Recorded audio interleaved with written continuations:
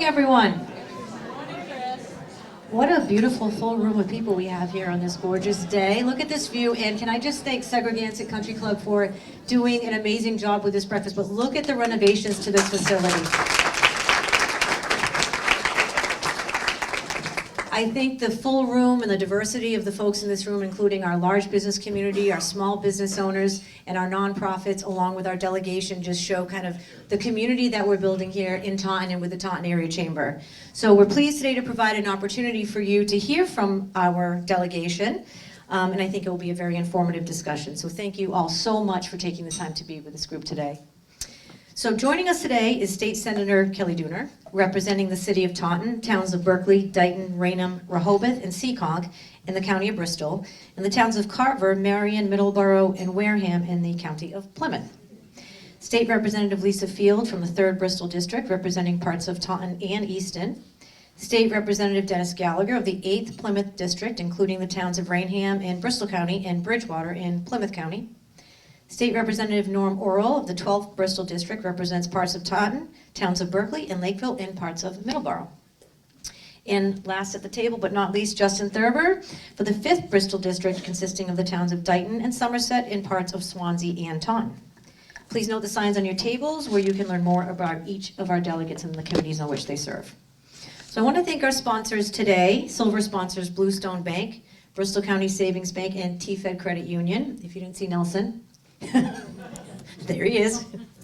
And our gold sponsors today, thank you very much for sponsoring in Morton Hospital and South Coast Health. I'd like to invite Dr. Jill O'Brien, Chief Medical Officer at Morton Hospital, to say a few words.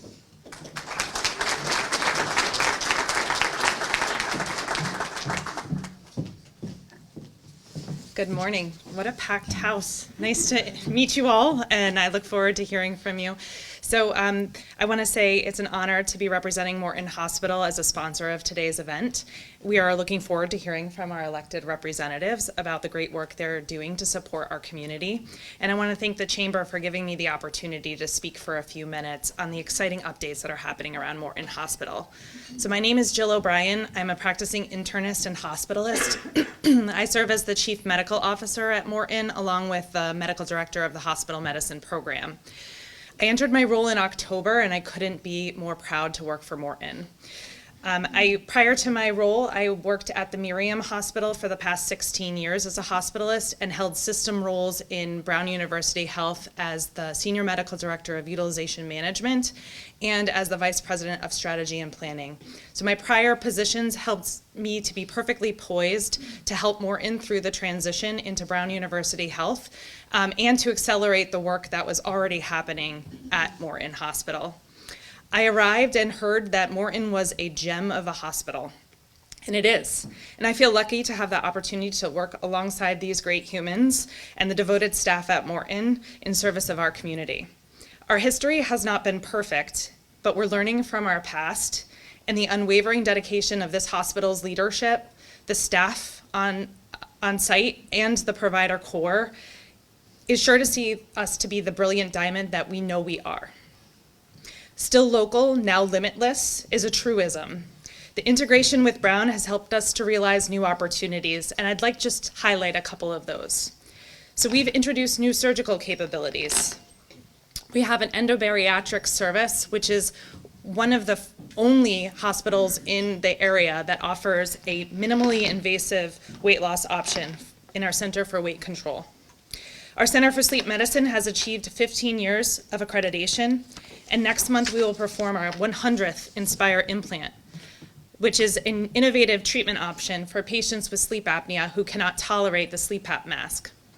We have the latest and greatest in 3D mammography in our imaging centers in Taunton, Middleborough, and our new imaging center in Foxborough.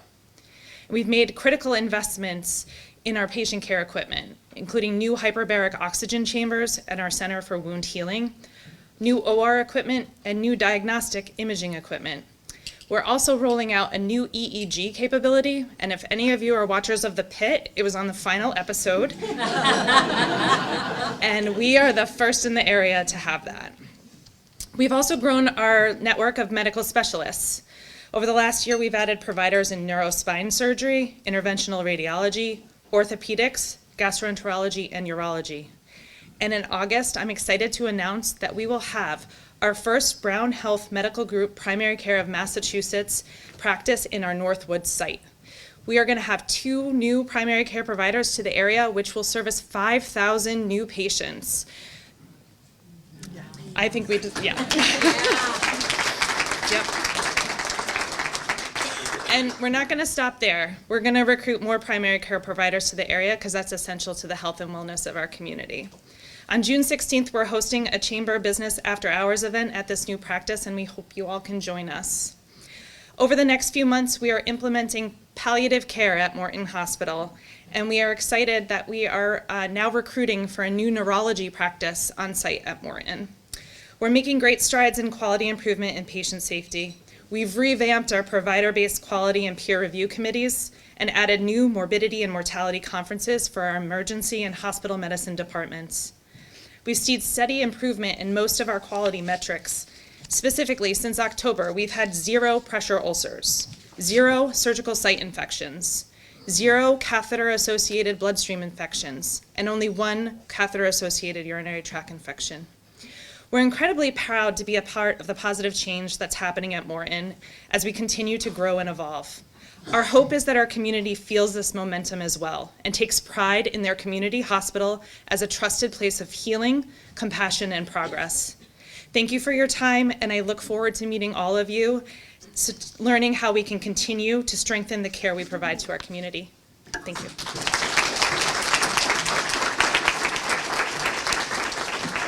Thank you, Dr. O'Brien. Now I'd like to invite Renee Clark, Executive Vice President and Chief Operating Officer from South Coast Health, to say a few words.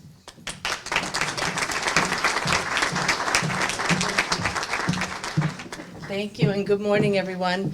I'm pleased to be here and want to thank our elected officials and community partners for joining the legislative update this morning. Again, I am the Chief Operating Officer at South Coast Health. South Coast is a not-for-profit community health system in southeastern Mass, and we span from Providence to Cape Cod. We were thrilled to open an urgent care center here in Taunton last fall. Since the opening, we've served over 9,000 patients already, so we're really busy there and we're really enjoying it. And we want to thank the Taunton community for welcoming us. It's really been a very positive and great experience for us. We do want to acknowledge certainly the great team at Morton and also Manic Community Health Center. I think there's great opportunities for all of us to partner together.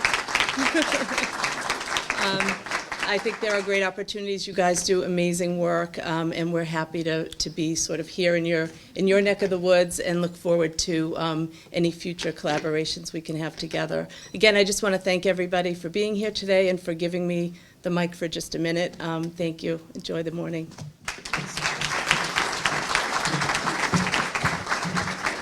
Now I'd like to invite our Mayor, Shaunna O'Connell, to say a few words.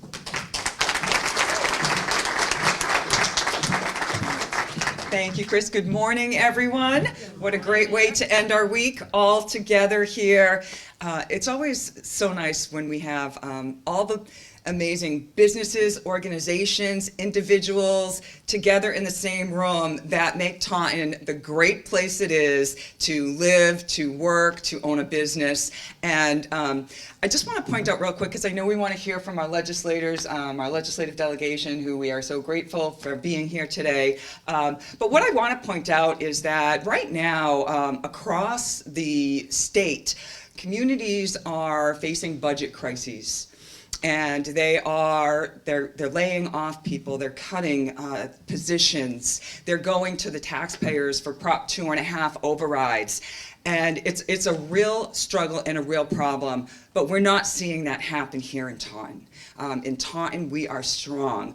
We're tight, we're watching every penny like everybody else is, but we're not having to lay off, we're not having to go to the taxpayers, we're not having to ask to raise all sorts of different fees, we're not laying people off. And that is because we have smart financial strategy. We have smart growth strategy and economic development. Without that growth and that economic development, without our aggressive going after grants, so the burden would be on the taxpayers. So our entire team, and many of them are here today, who I'm very proud of and very grateful for, work very hard, are so united and so dedicated to make sure that financially we are strong and solid, and we're doing everything we can with our investments, with grants, and with growth and development to make sure that we don't have to go back to the taxpayers and that Taunton is successful. So without new growth, without new housing, without new businesses, the burden would be on the taxpayers. And I just want to thank our team and everyone that works for the City of Taunton, and of course the business community who makes us so successful. And then our delegation who advocates for us and gets us different grants and earmarks that are very helpful. And I think that just helped us with our snow crisis. I mean, oh my gosh, 30 inches of snow. You guys have no idea how much that costs. So thank you for getting us some money to help pay for that. All right. So everyone, enjoy the weekend. It's so wonderful to see you today. Thank you, Mayor. We'll get to the business at hand. I'm going to introduce our moderator this morning, Mary Ellen DeFrias. Mary Ellen is the administrator of GATRA. She is a new board member for the chamber as well, and she chairs our Government Affairs Council, so who better to facilitate our discussion today? Mary Ellen. Thank you very much, Chris. I always love following the mayor because she's so enthusiastic when she speaks. It's great.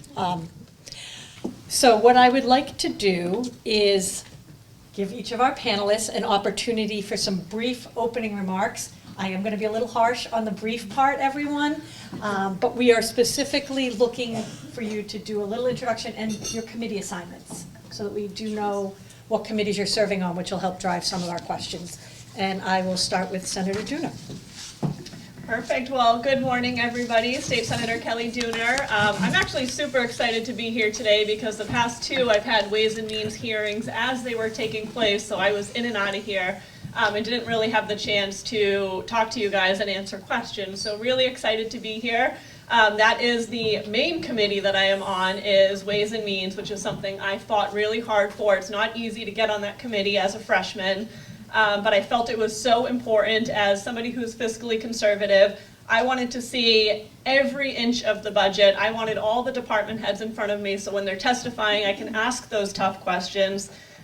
Which I'll spare you the answers that I received on that, but I will say most didn't know what their budget was or where their funding was going. So I'm on a number of other committees, more than I could name: healthcare financing, public health, higher education, licensing. I could go on and on.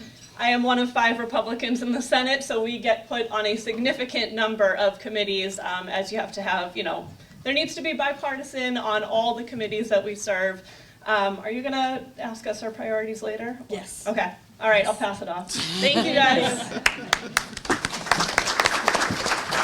Hi, I'm Lisa Field. I'm I'm the new one on the team here because I came in on a special election. So I serve on children, families, and persons with disabilities, the Joint Committee on Aging and Independence. So I have the whole gamut of life, if you will.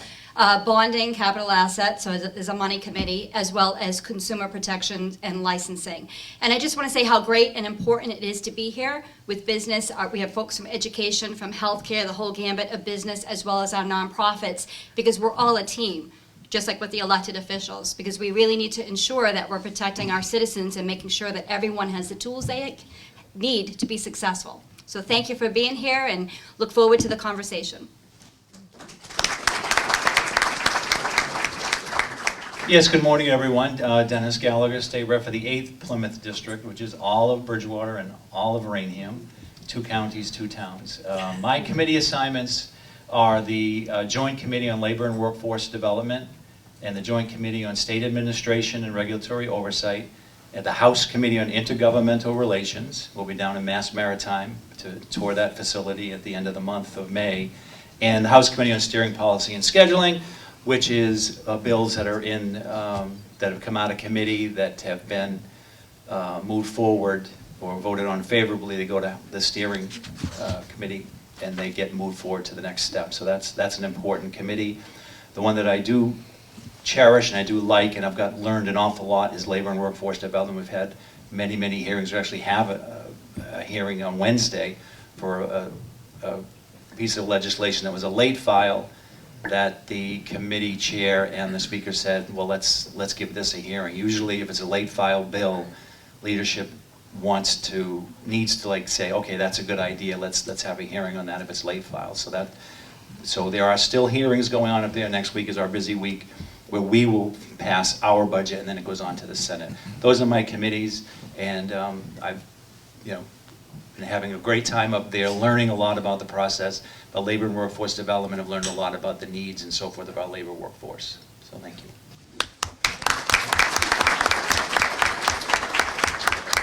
Good morning. I'm State Representative Norman Orrall, and as said briefly earlier, I'm from Lakeville, but I represent parts of Middleborough, all of Lakeville, all of Berkeley, and parts of Taunton, mostly East Taunton on that end, to give you an idea of what part of Taunton I represent.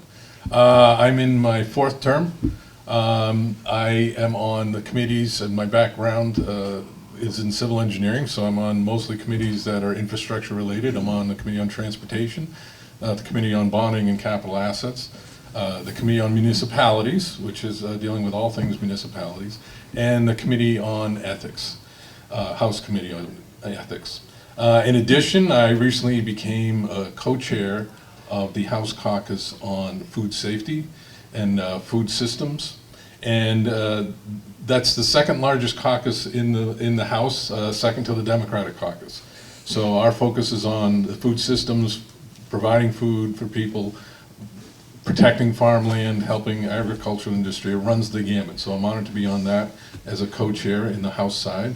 And I'm also honored to be the House Chair of the UMass Amherst Cranberry Research Station. And with that, all things research to promote cranberries and the cranberry industry. So I'm honored to be the Speaker's nominee to that agency as well. So with that, I'll pass it off to my colleagues. All right, I'll try keeping this brief. I'm State Rep Justin Thurber, 5th Bristol District, half of Swansea, all of Somerset, all of Dayton, all of Taunton. I think I might have mentioned this a couple other times at some of these. I started off my legislative career by voting against the Republican leader twice, first in caucus, second on the floor. And happy to say that every committee that I wanted to be on, I got on except one, and the one he put me on was actually better. I wanted to be on public health. I love public health. I love working with my hospitals. I think we have a good rapport, right, Emily? Hopefully. I reach out to them a lot. I always tell people, my colleagues in a legislator are always well-intentioned, but sometimes the laws we make to try solving problems aren't always the best way to solve problems. We should probably solve them locally, or at least give businesses the opportunity to solve their problems before we get involved. I also asked to be on small business because I understand small business is the lifeblood of our communities, and I always wanted to be a big proponent. I've actually helped a couple small businesses out in my prior career. Then I wanted to be on climate action. I think, I want to be a voice for people that don't seem to have a voice in Massachusetts. I know we're going to a clean energy future, but I think we can do it more responsibly and without putting a fiscal burden on our residents who are struggling. I also got on the veterans because I am a veteran. I'm the ranking minority on that. And the first thing I told the chair of the Veterans Committee, I said, can we stop giving veterans more benefits? And he kind of looked at me like, what the heck are you talking about? And I always say something controversial, then I fix it. I said, but could we concentrate on actually making sure they're getting the benefits they earned? Because there's a big disconnect. So to his credit, Rep. McGonigal has come to realize there's a big disconnect, and we're working to make sure that veterans get the benefits they've earned, and also making sure that they're quality benefits, just not benefits for benefits' sake. And the last committee I'm on is Intergovernmental Affairs, which is awesome to me. I'll be joining you at Mass Maritime, and I appreciate the opportunity that we have to talk, so thank you very much. Hold on to that mic. All right, I'm going to give you 1 minute to tell us your top legislative priorities for the upcoming session, because then we have other questions that'll flush them out, but just so we can speed date this one. Speed date. Well, the legislative session is going to be ending in August, so my top priority is to some of the bills that we have submitted that are working their way through the process actually get brought up and actually voted on. It's funny, I know Senator Dooner brought up that she's one of 5 Republicans in the Senate out of the 40, and there's 25 Republicans in the House. And, you know, when we say that, I think we do a disservice to ourselves. I tell everybody that Republicans represent roughly 1 in 6.5 Massachusetts residents. So we actually are representing a large portion of our population. And I think what happens is, because I think a lot of people think like the state isn't listening, right? Like, I think our objective is to promote the things that people want to be promoted at the State House and actually push back on some of the policies that I don't think, you know, people agree with. Or when I say push back, maybe just like have that open discussion that we should be having. So my legislative priorities is to push these bills through and also continue building these relationships I have with my colleagues at the State House to have honest and open discussion to fix things that need to be fixed. Thank you. All right, I hate to do this to my colleagues behind me, but the main priority has to be affordability. And all things we're doing as we come to this end of the session, we're going to be voting on lots of bills that have been through the committee process, have been vetted, and are being pushed forward as potential, you know, good for the Commonwealth. My priority, and I'm sure the rest of my colleagues agree with me, is affordability, looking at them through that lens. Is this going to cost our businesses more money? Is this going to put hurdles in front of us? Is this going to cost our communities more money? Does this help as we do our budget the next week in the House side? Is this going to help our communities get over those budget issues that the mayor talked about, that 3 of my 4 communities outside of Taunton are struggling with? So it is very real. And so that is the easy answer to what the focus is. It's just simply affordability. Excellent. Now you got to top that, Rep. Gallagher. I'm sorry, guys. He's going to say the So audit. I won't talk about affordability then, because we did that, but I got 1 minute. I ran on infrastructure, school funding, and local aid 2 years ago. Those are my 3 top priorities. As a lot of you may be aware, the town of Bridgewater right now is under a water supply emergency, and thanks to the town of Middleborough, they have been great partners with the town to give us a connection so we can have some of their water while we take care of our infrastructure needs. I have worked hard with my state senator from Bridgewater, which is Senator Driscoll, because I share senators in my district. He has been very helpful with me to be able to secure funding to help Bridgewater with their water supply emergency in infrastructure monies that will help us flush our wells, bring on more updated infrastructure needs in our town. So that's been my top priorities the last several months, in addition to try to get 138 in Rainham finally paved over, which is another infrastructure project. School funding is very, very important. The House did a little better. Just better, not great, not good, but the House did a little better in providing at least $160 per pupil from $75 in the governor's budget, so we were able to do that. Local aid, in addition to school funding local aid, unrestricted government aid is very, very important to local communities. The House did reduce that as far as what's proposed. Hopefully there are several amendments to try to bring that back up, but if not, my understanding historically is the Senate usually puts more money into unrestricted government aid. Those have been my 3 priorities for these last 2 years, and fortunately or unfortunately, no matter how long I'm in this seat, I think those will probably always be my top priorities, because infrastructure is really needed in our area. Again, to echo the affordability, but the big herd of elephants in the room is the cuts that are happening on a federal level and what the impact is here in Massachusetts. And I know we're going to talk and flesh out some more, but healthcare. So on the current budget up at the State House, both in the governor's budget as well as the House Ways and Means budget, healthcare is more than a third of that budget. So, you know, there's a limited pool of money. I know we think there's billions and billions, but there's a limited pool of money, and then we have these pressures when it comes to education, healthcare, and housing, when it comes to what's happening with on the federal level. And then how do we balance that with that limited pool of money on the state budget to make sure that we're addressing the affordability, whether that's local aid, that's state funding, housing, we have to deal with mass health. So it's a little bit of a herd of elephants in the room. How do we balance all of that and make sure that we're spending the money appropriately and that every dollar counts? So thanks.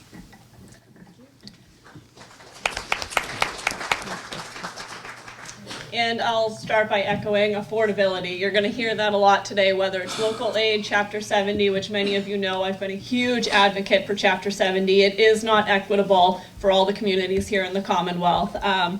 as well as the utility costs. That is a huge affordability factor. There are green energy mandates that were put in place over the last decade, not by those sitting up here, but they were put in place, and while I don't think they had bad intentions, I do think they were good intentioned when they put them into place, but the reality is they are costing our residents. They are going to bankrupt our residents and small businesses as well. At the Ways and Means hearing, the Office of Economic Development and Business sat before us and said they're predicting a huge economic downward spiral here in the Commonwealth due to the utility costs and nothing being done to address those utility costs. So anything from affordability, Chapter 70, local aid, I think our communities know firsthand what they need and what they need to spend money on. I don't think the state should be dictating what the communities are doing. Give the money back to the communities and let the local elected boards, disperse that money as they deem fit.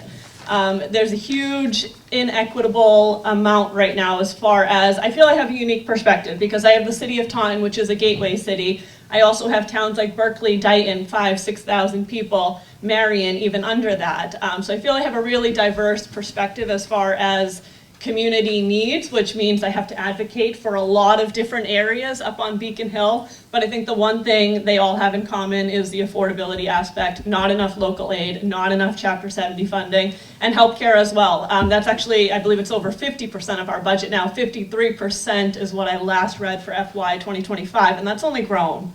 And I think that's the topic that it isn't the most popular to talk about. It's not gonna, it's not the biggest hit or hard-hitting topic, but it's gonna come crashing down on the Commonwealth, and finding ways here in the Commonwealth that we need to tighten up our budget because we can't always rely on the federal government to bail us out. I think we here in the Commonwealth need to start taking more accountability and more responsibility over our budget that we have and where we're dispersing those funds. So, thank you. Thank you. And so, as you mentioned, your Ways and Means, which gives you a unique perspective, and you have released your budget. So thank you for loving the RTAs. But what can you tell us about the state budget in particular that will impact our region? So it's a big document. It is. And I guess my biggest concerns around the current state budget is I don't know how else to put this other than the lack of forward thinking. I think we're headed into a time in the next few years where things are going to get even more difficult than most people think. And when I see that the Commonwealth has a $63 billion budget, I see $1.2 billion still going to the shelter system with rental assistance, home base, all of which I believe are really great programs that are absolutely being abused. There's no accountability with them. Those are the things that I think we need to tighten up to be able to give more funding back to our region. One of the reasons I ran for Senate actually was because I feel the South Coast as a whole almost gets forgotten sometimes. And it's important that all of us up here as well as the entire South Coast region are really united in advocating. A lot of the funding in the budget you see going to Boston, the big cities, Lawrence, even Worcester, Springfield, Cambridge. And then you see us here on the South Coast, we're kind of like screaming, we're still here, we're still here. And that's something that I've been advocating for. I'm really grateful that, I think a lot of people think it's Democrats versus Republicans up there. And it's really not. It's regions. The regions really unite together to fight, whether it's the North Shore, the South Coast, Central Mass, Western Mass. But with our budget, healthcare, again, over 50% of the budget, that's a lot of money. That's over $30 billion going to healthcare. We need to have some sort of reform on that because it's unsustainable. There's going to come a time where we're not going to be able to afford it, and the only option they're going to present is how can we raise more money? How can we raise taxes? And being forward thinking with the budget now, I think, is so important because we see with this current budget the consequences of previous actions that have been taken over the last decade. You can see that clear as day in the budget. And so my priority is just making sure that everything in that budget, we're thinking, how is this going to affect us long term? And that's one of the reasons why I wanted to sit on Ways and Means, because I wanted the ability to really question all these departments. If you're asking for $2 billion, $3 billion, I want to know exactly what you're intending to use that money on. And I think the frustrating part is when I ask them questions of money that they requested, they don't know where it's going and they don't have an answer to those questions. And my team can tell you as well, we'll spend months emailing, trying to get an answer, and they don't know. So they're receiving all this funding and they don't necessarily know where it's going. When in reality, I would like to see that funding going back to our communities and let them decide where it's going. With the budget, I wish there was more of a focus on business growth and business development, because again, I think with the high utility costs, we're going to see a lot of small businesses leaving the Commonwealth of Massachusetts, and I don't know that there's a plan in place to keep them here yet. You know, there's been proposals, but nothing's really sticking. I know the House just passed an energy bill, and then the Speaker went on the record and said the bill does nothing with affordability.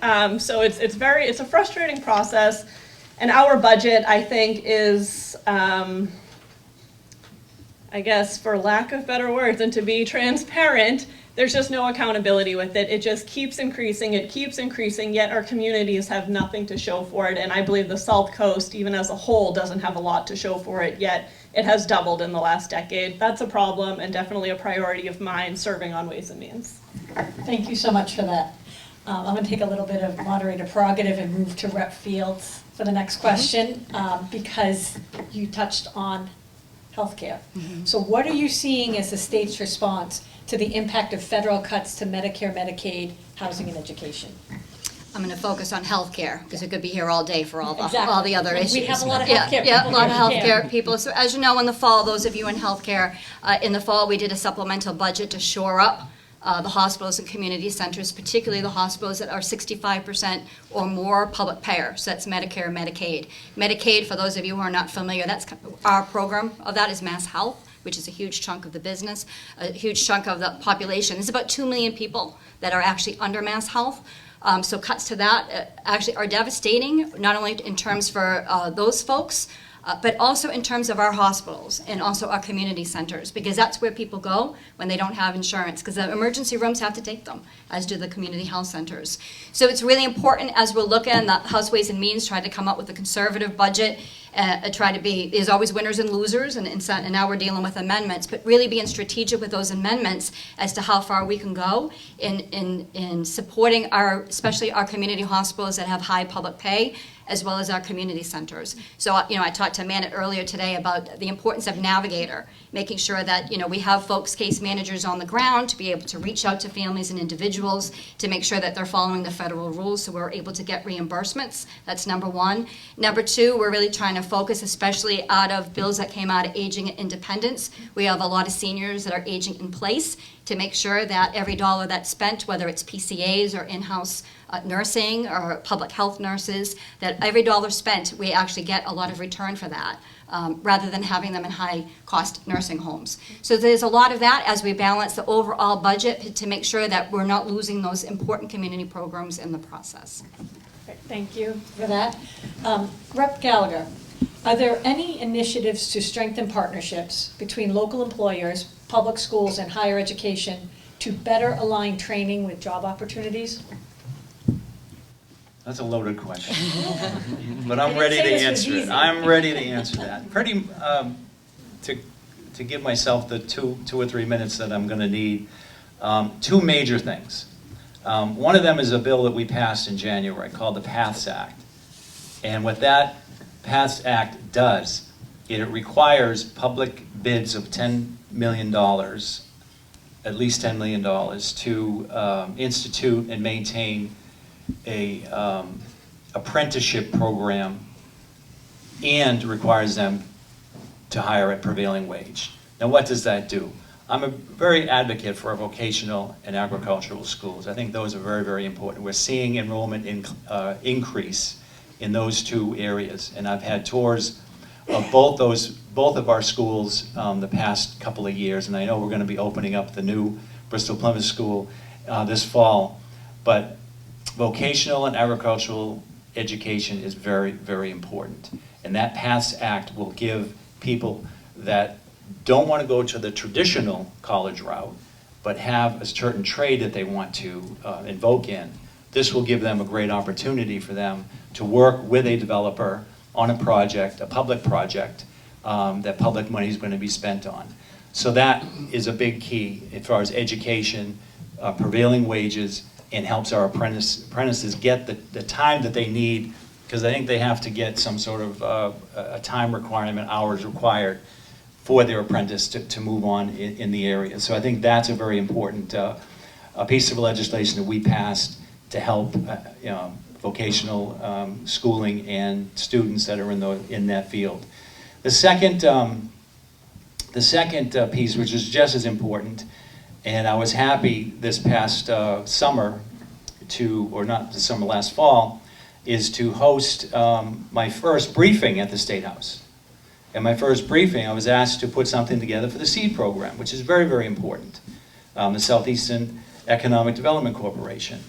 And we put that program on at the State House, which we had a full room up there to listen to the SEED advocates, to learn about that program and the importance of that program, which provides necessary funding to entrepreneurs across the Commonwealth for no-cost education, training, and micro-lending to low and moderate income individuals looking to either start or grow their business. That is very, very important. That's where we can help small businesses grow or new small businesses come into our area.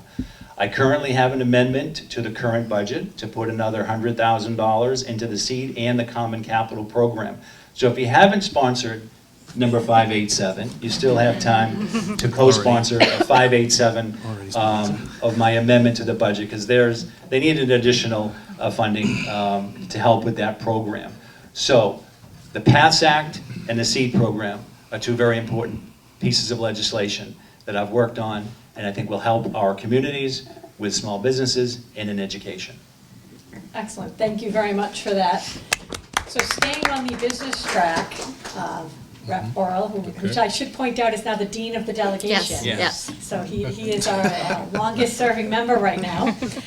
What steps is the legislature taking to make Massachusetts more business friendly, particular for small and mid-sized companies like we have here in our community? Yeah, well, I'd start by answering, in Massachusetts, I think like many places, the local government plays a big role. And I just got to say, for businesses here that are lucky enough to be in Taunton, the mayor and her staff do a fantastic job at working with small business, small, medium business especially, to just make the way easier. And I think that's one of the benefits of being in a city like Taunton, is you get that expertise. I represent 3 other communities where it is more difficult, where the zoning isn't being set up to appropriately deal with businesses,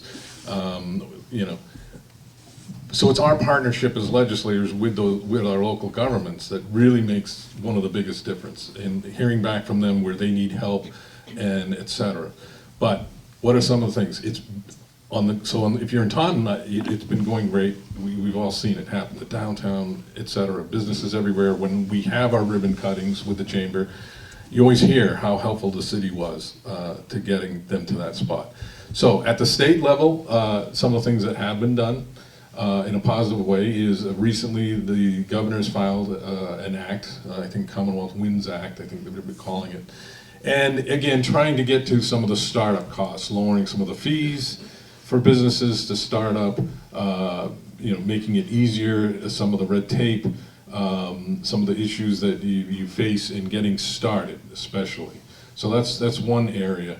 On the downside, though, we talked about utility costs and employment issues, which are bigger picture, not directly business issues, but I think are hurdles that we're trying to deal with at the state level. And unfortunately, in the House, we passed an energy bill a month or so ago, and it really is, has been said here. We try to make it a bipartisan effort at the legislature here in Mass, but sometimes I think our ideas aren't always heard. So we ended up with a bill that we kept saying, this isn't going to lower your costs, this isn't going to, help with the utility costs that people are facing. And in the end, even the speaker is admitting to it that, yeah, it's not necessarily going to be a cost. So hopefully we can get to that place, and I think that in speaking with leadership, they're understanding the fact that these utility costs are killing everybody. It's killing the businesses, it's killing our municipalities, which means our schools, which means everybody along down the line, the cost to pay. I spoke with someone who's operates a library in Wareham last night, and his utility cost for the last month was $2,000 more than it normally is, just because of the new cost of heating. So there are small improvements that I think we're making at the state level. I wish we were doing more, particularly around the energy. And then the other part is back to the affordability, our housing. Because in order for you to be a small, medium-sized business, you need employees. We're seeing our young people leaving the Commonwealth especially. There's been data coming out recently. And those are the people you need to have as employees. So if we can't make it affordable to live here and work, and so that you're in a business that's still successful, then the businesses will be next. And we talk about federal government, but we have to keep in mind, I think, that the federal government is still the federal government in the states that these businesses and people are going to. So that's where, going back to Senator Dooner's comments, we need to look at our own budget. We really need to search ourselves. We need to look at what we're doing here in the Commonwealth to keep that migration from happening the best we can. You're always going to have it. We have our limitations with amount of land, etc. Whereas, other states are wide open with plenty of room. But to work within our limits, we do need to look at ourselves and say, how can we keep people here? How can we keep the businesses here? And again, we're making small steps. We'll see how this economic development bill that the governor's filed, hopefully get some amendments to that and maybe help out that way. And then I know there's always grants, but we'll talk about that separately. All right. So Rep. Thurber, I do pay attention to the Fair Share Amendment, as you can imagine. Yes. And though it did not pass, could you tell me, or 2 minutes? I heard your whole speech, so I'm giving you 2 minutes. They haven't heard my speech. Fair Share Amendment 43, which You I make know me did speak pass. quick again. I know, but All right, so really quick, the Fair Share Amendment, for those that may have forgot, is years ago we did the millionaire's tax, which was 4% tax on people that made more than $1 million. And what was it supposed to go to? Infrastructure, education, right? Roads, bridges, and education. So last year, when we were doing the supplemental for that, because there was some extra money, a lot of people put in earmarks for things that were closely tied to education or infrastructure. And I'm sitting here and I'm like, yeah, but how is that helping out our communities? And I tried putting an amendment in, just getting the wording right was going to be a little bit difficult. So I held it to this year. And actually, one of the cool things as a state rep is when you have your inaugural speech, they call on the whole body to listen to you. So what I did is, I like to talk, that's why you limited me to 2 minutes. no, you're right. I waited to have my inaugural speech because I knew I was going to put this amendment in, and I wanted everyone there to hear what I was going to say. And basically what I'll briefly let you know is in the last 3 years since that amendment has been passed, $6.2 billion has been raised. If you would have broke that down by legislative districts, that would have been $39 million over that last 3 years. So $13 million a year that could have went to every district and could have had real help. Right now, 95% of cities and towns in Massachusetts are facing either Proposition 2.5 overrides or, all these exemptions, or they're firing teachers. I think one town I heard has 47 teachers that are going to be fired. You're laying off people, roads are horrible, education's horrible. And I'm sitting here and you're looking at, and I hate to say this, but we have some of our colleagues that get up in front of people and say, hey, listen, look at all this free stuff we got for you. Well, it's not free. When I go to the schools and I tell the kids the reason why the mousetrap works is because the mouse doesn't know why the cheese is free.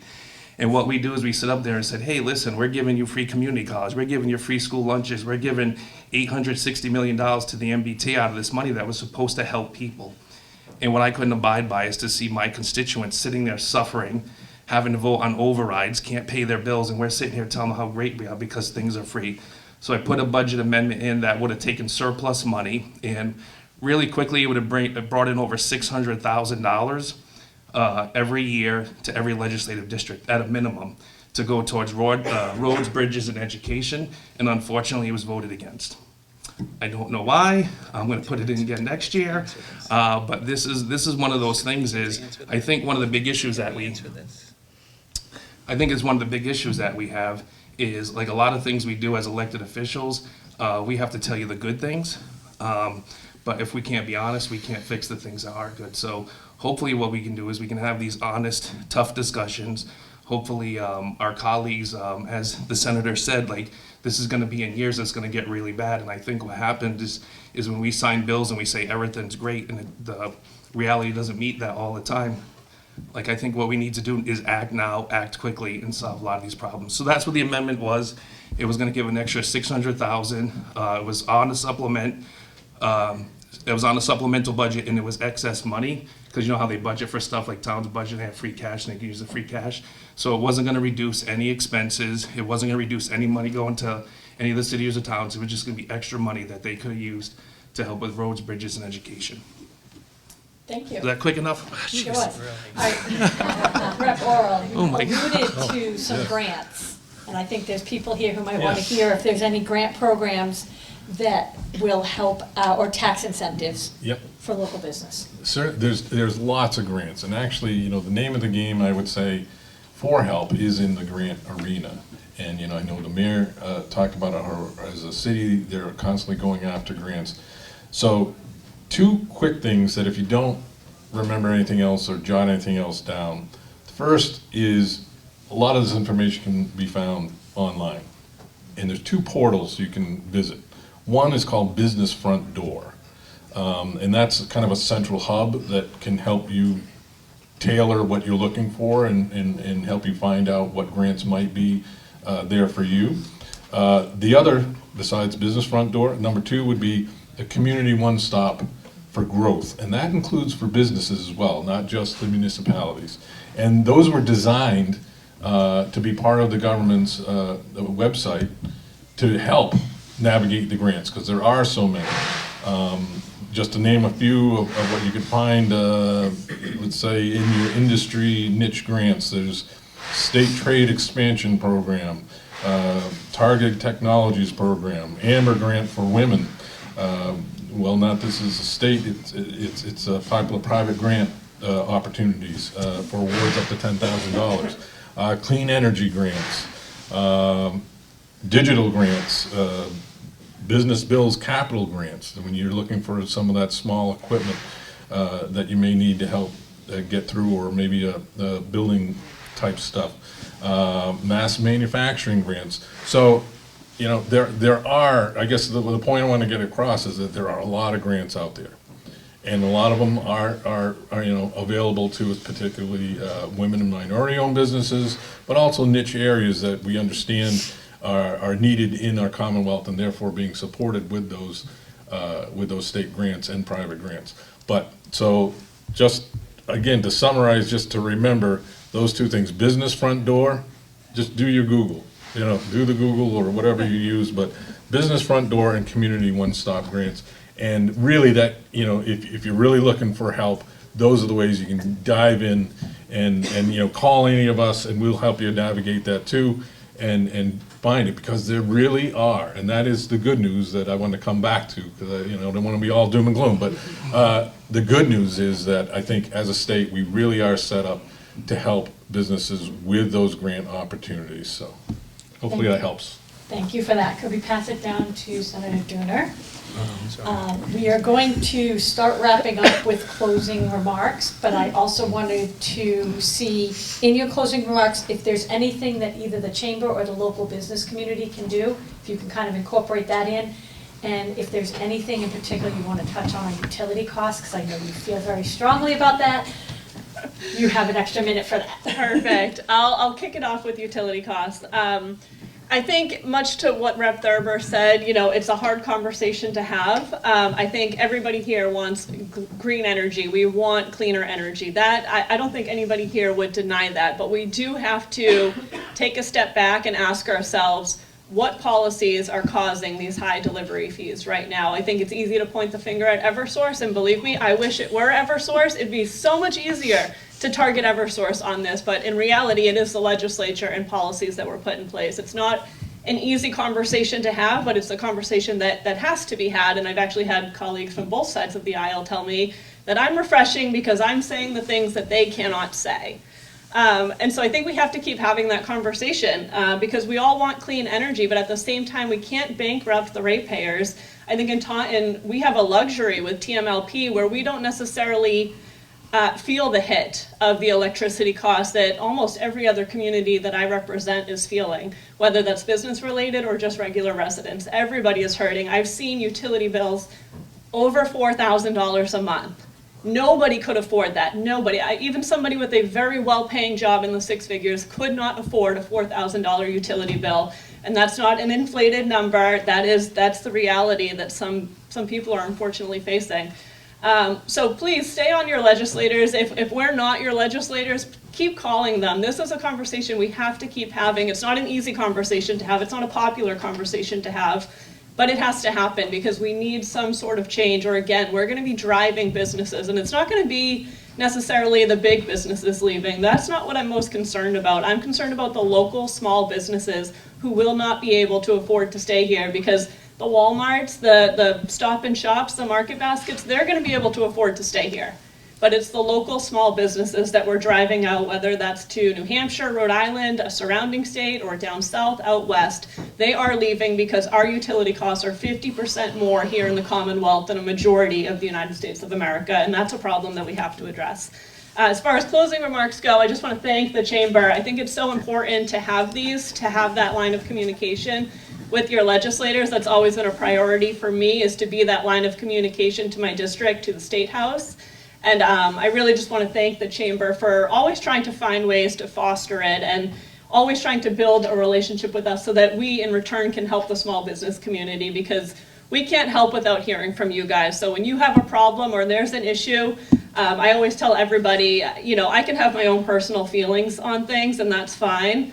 But when it comes to being your state senator and being your representative up on Beacon Hill, it doesn't matter if it's important to me, it matters if it's important to you. And if it's important to you in the district, whether that's communities, small businesses, schools, whatever it may be, if it's important to you, it's important to me regardless of my personal feelings on it, because that's my job at the end of the day, is to make sure you're represented. And I can't do that if I don't hear from you, so I tell everybody, call me, text me, stop me at the grocery store, tell me every single problem that you're having, because that's how I can best represent you up on Beacon Hill and try to help find solutions. So thank you all. Please find me, ask me any questions you have, and thanks again to the Chamber. You guys do such a great job with this. Thank you so much. Same question, wrap up? Wrap up. Okay, here we go. So again, thank you to the Chamber, and thank you for all of you coming here today. It's really important, you know, we keep on saying that we need to hear from you. It's also really important for us to have creative conversations, meaning that whether we're education, whether we're nonprofits, whether we are employers and legislators, to come together to really have creative conversations as to what's going on. If you have a need when it comes to, you need to fill vacancies, you know, how can we make sure we bring the WIB board in, we Workforce Investment Board, we also bring in Mass Hire, we bring in the educators, whether it's the high schools, our tech, our Aggie, or our community and state colleges and other colleges as well, to make sure that we're actually educating our kids to be able to fill those positions as well. And recently I actually partnered with Mass Hire to have a veterans job fair. Many of you participated in that. We had 47 different training, education opportunities, as well as employers that came. That shows you there is vibrancy here in this region. We actually have needs to be able to fill these good paying jobs, fill these vacancies, but we need to be able to partner with you to make sure that we're all talking about that. So that's my ask of you, is to reach out and have these, again, creative. We all have some, you know, opinions. We leave them at the door and be really collaborative and creative, and we can really make this a very, even much more stronger community. Thank you. Again, thank you for having me here today. It's been a great morning. I want to touch base on two things. Under the Energy Affordability Act that we passed on February 26th, there were two significant pieces in there that will help. Again, it's not the all to end all, but it will help, and that is we reduced the Mass Save program by $1 billion. We took a pause in that program because there was some indications that that money was not being used for an intended purpose. So we reduced that $1 billion, Mass Save, to take a look at that program, and I'm sure we'll be coming back at some point to put some more money in there so it can continue to do what it's doing. So that is one thing that we did, so we reduced that. Second thing is we returned 70% of the ACP, alternative compliance payments, back to the customers, which was a little bit of savings for them. Not a lot, but it was something. And as the speaker has said, we still need to do more, and this does very little. But those are two significant things that should help with some of the energy costs that people are paying with now. Remember, the market dictates costs, a lot of things. The market dictates what people are gonna pay. But the best thing that anyone can ever do for a small business is to support them. And we only talk about that usually around Christmas or December. Support your local businesses, small businesses. That is very, very important. I can say that, I've lived in this area all my life, and I have seen the tremendous progress in the downtown Taunton area. And I don't live there, but I go through there a lot. But I have seen a big renaissance in that small area of Taunton that is just so vibrant than it used to be. That's what every single community in small towns, even though they're a city, should look like and continue to strive for. We're doing that in Bridgewater. Rainham has made some strides. I've always said, for small communities, they need a vibrant city to latch on to help them with their growth and development. Brockton has done that, Taunton has done that, and that's very important in this area of the Commonwealth. The fair share amendment, I just want to talk about that. Thank God we have it, whether you agree with it or not. If we didn't have that money, we would be making a lot further cuts to other programs in the state. I have been an initial critic, like others, that too much of that fair share money has been going to the MBTA. We know that they've been in a mess, and we've known they needed help, but now it's getting more of a 50-50 split.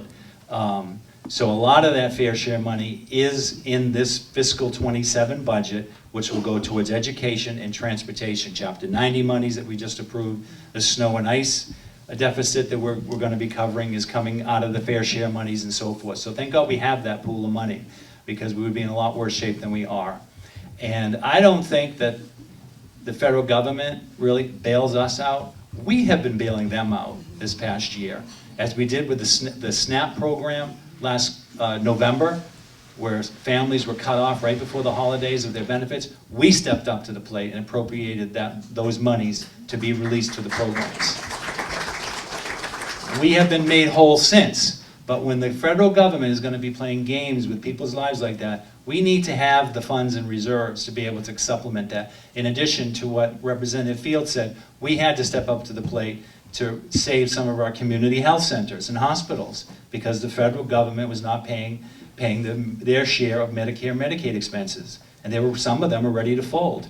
We are going to go into that again. $16 billion of our budget, state budget, is relying on Medicare, Medicaid reimbursements from the federal government. So when they play games with that, that affects us, affects our budget, affects people, and we need to have the funds to step in to save that. So I'm very proud that we are helping our citizens out in this area of the Commonwealth in those particular programs. So again, best thing we do for small businesses is just support them. Not so much going to the big box stores. They'll survive, like has been said, but we need to support the local small businesses as well. Thank you. Thank you. We're at time, so we gotta keep this quick. I will be quick. As far as contacting us, enough can't be said. I'll give you an example. We have folks in the room from Taunton River Watershed. They're in need of some help with their programming that they do down in Dayton, Sweets Knoll, and Rep Thurber. They contacted us both last Friday, which was the last day to file amendments. And because of that contact, we were able to get that together and with the support of our colleagues here, file amendments to help support that. And, so that's the key. That's just an example I want to give of how you can contact us and hopefully see real results. So that's just an example of what we mean when we say contact us. Thank you. We can do this. I got 5 minutes, right? No, you have a minute and a half. Well, I'm not going to rehash a lot of this, so thank you to the chamber, thank you to my colleagues, thank you for everyone who showed up. One thing I always tell people is I wish they would see how we are at the State House, because I think you'd be very surprised. like how we work together up there. That's what I hope for society. That's what I hope for my kids, is that a lot of the division, a lot of the things that we, argue about in our regular personal lives with either friends or neighbors, that we get through that and we actually all work towards what we all want, just a really good state of Massachusetts and a great future for everybody. One of the things I always tell people, I go, a lot of times, just because our positions, we're in the front and you're all there. So I think there's this like psychological things that like we're your leaders and we're elected officials. But you guys have the capacity to make a lot of changes. And I always try to inspire a lot of the organizations, a lot of the businesses I talk to, kind of like Rep. Gallagher said, like you can also help out in the communities. And let's find creative ways to do that. If we're gonna wait for the state to fix things, sometimes it's gonna take a while. Let's see what we can do, work creatively together and actually fix some things while we work through getting other big things solved. So I guess that's my request to you, because I know I work with a lot of people and I hope to work with a lot more to find creative ways to be good partners and good businesses in our communities and, help solve problems locally where we actually probably do a better job. So thank you all for coming. I hope you had a wonderful time. I know I did, and I'm gonna be like an auctioneer. Jeez. Thank you very much. I'm going to turn it back over to Chris for that. Oh my God. Mary Ellen, I know the senator has to leave. Diane told me I had to pull you. Oh, If that's gosh. okay. She's the boss, right? She I is know the that. Thank you all so much for taking the time today to be with us and answer these questions. Thank you, all of you, for being here today. Only two things I want to say is, if you like this beautiful view and you want to come back and golf here, we have our golf tournament on June 8th. And on May 13th, we're going to be having our annual meeting and awards where we're going to be celebrating some amazing local businesses. And we have a halftime performance from the TACC. So don't miss it. I hope you can join us. Thank you all so much for being here. Have a great day.